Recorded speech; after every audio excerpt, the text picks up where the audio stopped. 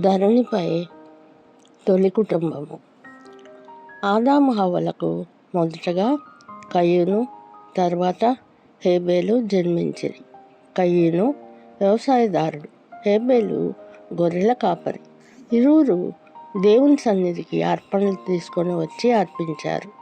దేవుడు హేబేలు అర్పణను లక్ష్యపెట్టాడు కాబట్టి హేబేలు నందు లక్ష్యముంచాడు అని అర్థం కాదు. కానీ యెహోవా తొలుత హేబేలును అటు పిమ్మట అతని అర్పణ యందు లక్ష్యపెట్టాను.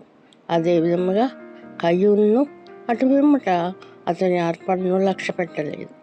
భక్తిహీనత మూలంగా దేవుడు కయీను అర్పణ యందు లక్ష్యం ఉంచలేదు.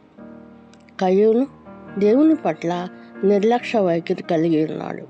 అతని యొక్క అర్పణ అవిధేయతతో కూడినది కనుక కయీను అర్పణ సత్క్రియతో కూడినదిగా లేదు.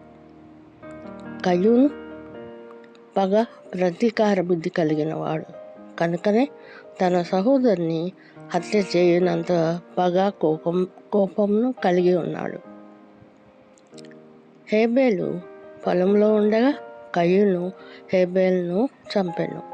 తద్వారా దేవుని శాపానికి గురి అయ్యాడు. దేశదిమ్మరిగా దేవుని సన్నిధి నుండి వెలివేయబడెను. విశ్వాసమును బట్టి హేబేలు కయీను కంటే శ్రేష్టమైన బలి దేవునికి అర్పించెను.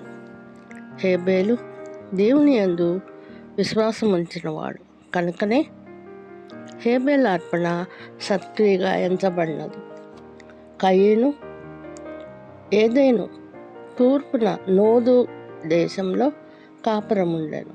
ఒక కుమారుని కన్ను. అతనికి హనోకు అను నామకరణం చేసి అతని పేరు మీద అనగా హానోకు అను ఒక ఊరు కట్టించెను. అతనికి కలిగిన సంతానము అభివృద్ధి, తద్వారా రకరకాలైన వృత్తులు, వాటి యందు నైపుణ్యము కలిగి ఉండుట మనం చూడగలము.